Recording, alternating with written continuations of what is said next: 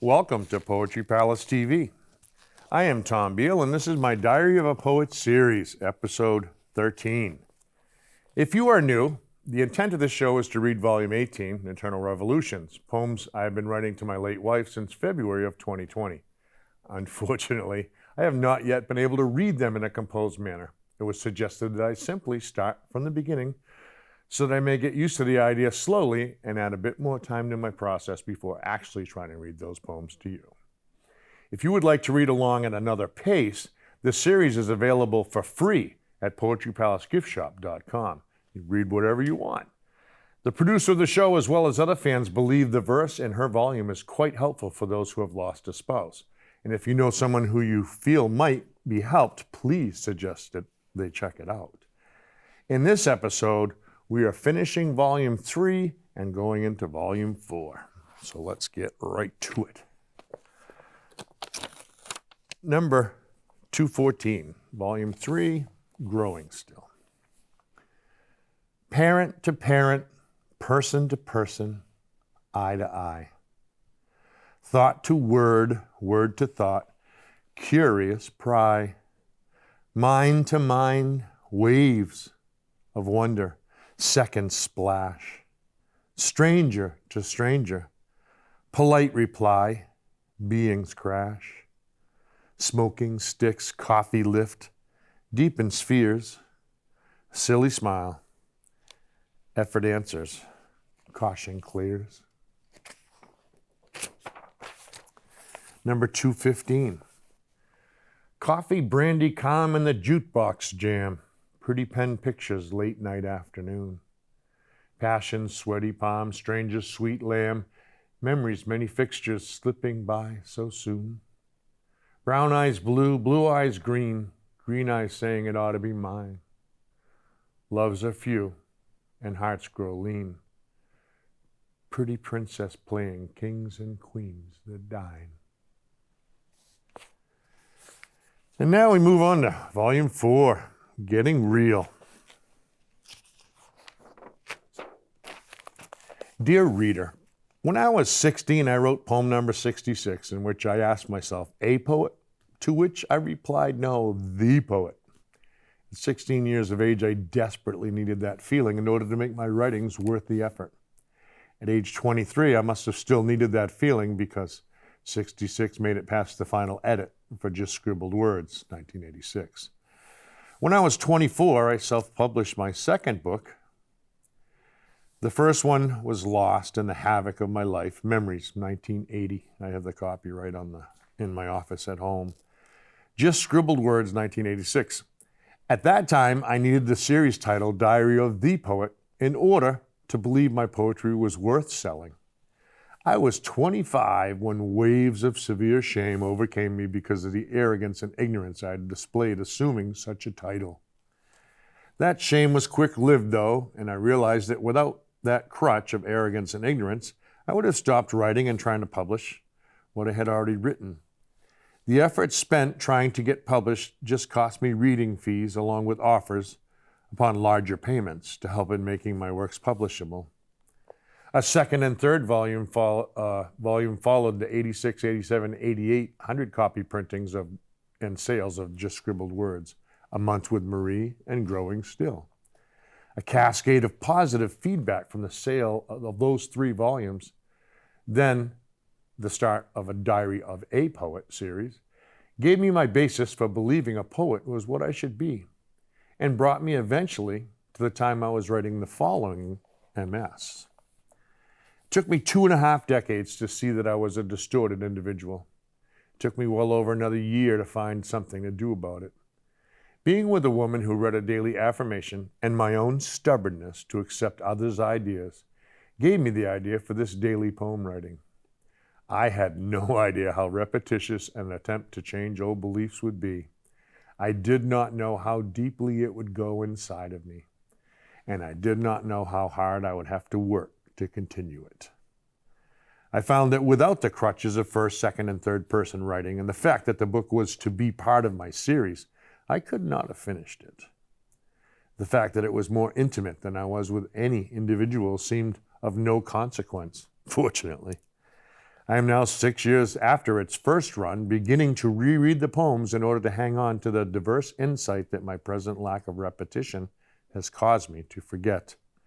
Tick tock, tick tock, tick tock. Today, and now, that is now ancient, December 7th, 2001, I find I could use several rereadings. If you know anyone who might benefit from reading this, please let them. At the time I was still publishing books and maybe handing them out. I'm not sure when I exactly stopped selling them. So, as a little bit of a backstory, I had three things against me inside myself from the start of my experience here on this planet. One was that I was gullible. Two was that I was ignorant. And three was my strongest gene was my rebellion gene. That was paired with being the son of an extremely angry and violent narcissist Baptist minister.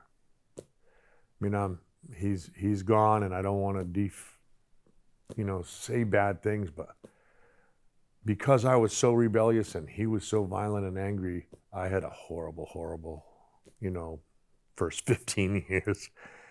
And, I say ignorance is part of that because had I just done what I was told, my life would have been a whole lot better. But I didn't. I remember stupid things. They wanted me to read. I didn't want to do anything they wanted. I don't know where that came from. I lived it. I remember sitting outside on a summer day, staring at a word in a Hardy Boy book for an hour because I had to read for an hour, and I refused to.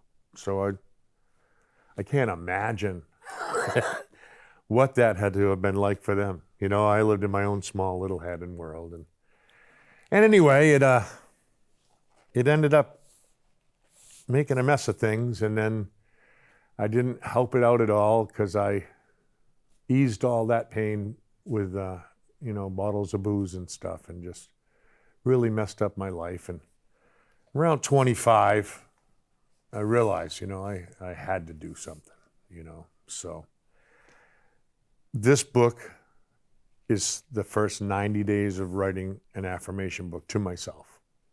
And not many more of them made it into my works because it went downhill maybe after the first 90 days. But the first 90 days started me on a journey that I'm still on and still looking for what I believe to be truth, I guess. We all got that, and we all see it different, and this is my version. So hope you find something that you like. 16 February 88, number 216. You are not the person who heard love was a whip. You are not the person with lies upon your lips. You are not the person who quivers in the dark, listening to cruel master, too terrified to bark. You are not the person who twists love to relieve all the purpling pains of past and their echoes of deceive. You are not the person who runs from every toil, and the hex no longer holds. All that you touch will not spoil. You are not the person who steals what he needs, who prays for the punishment for all his dirty deeds. You are not the person who must have all or bust, who has forsaken love for the thrills of lust. You are not the person who gives anger control, who cares not for his neighbor and wants to burn his soul. You are not the person who makes violence his way. That was long ago. That was yesterday. You are not the person who loves with all you You are the person who loves with all his heart, who has not achieved completion, but has found completion's start. You are the person in the mirror, deep brown eyes, who loves himself at last and is sorting out the lies. 17 February 88, number 217. On the second day already, you wonder, will it work? That you must remember, for it is their jerk. You can do most anything if only you believe. Something small did happen. Your doubts have first relieved. Good can now get better.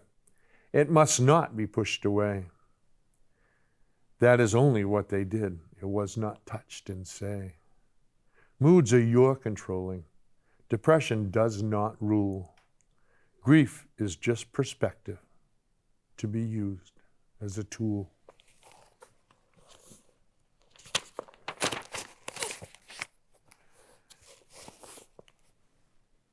February 88.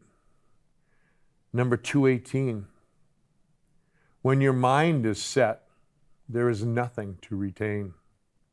If this you not forget, you shall discover gain. Boundaries that keep hold are boundaries you believe. All you must find is bold. With this you will achieve. 19 February 88.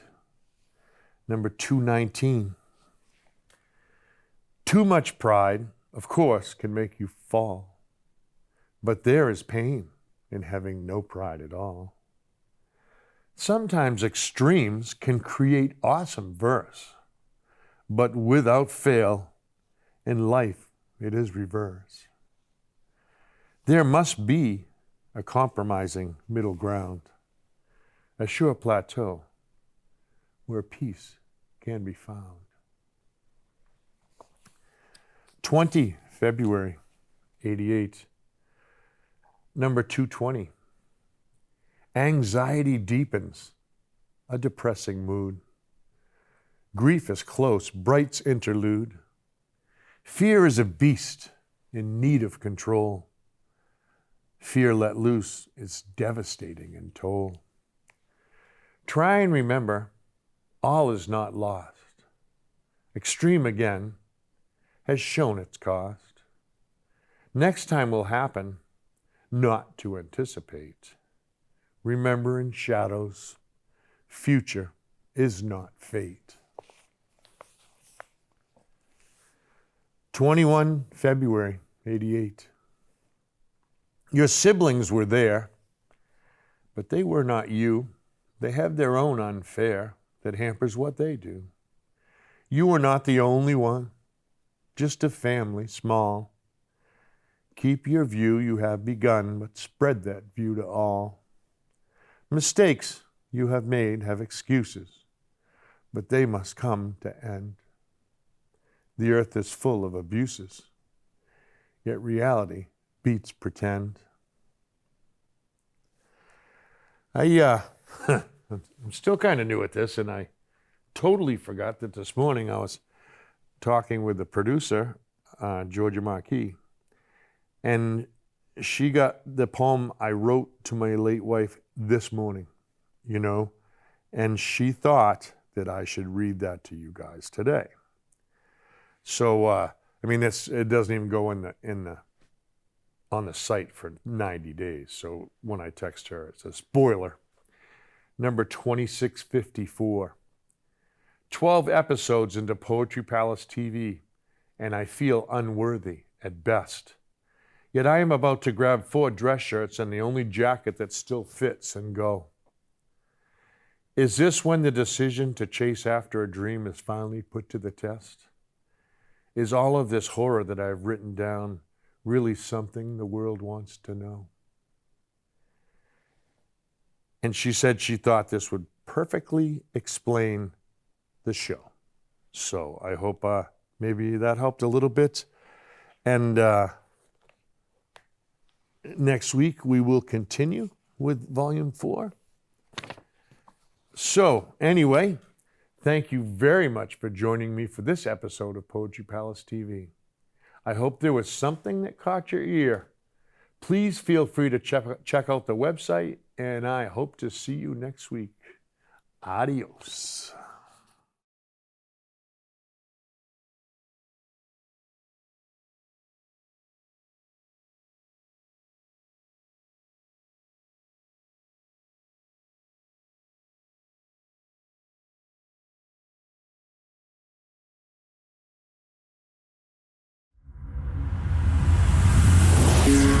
you.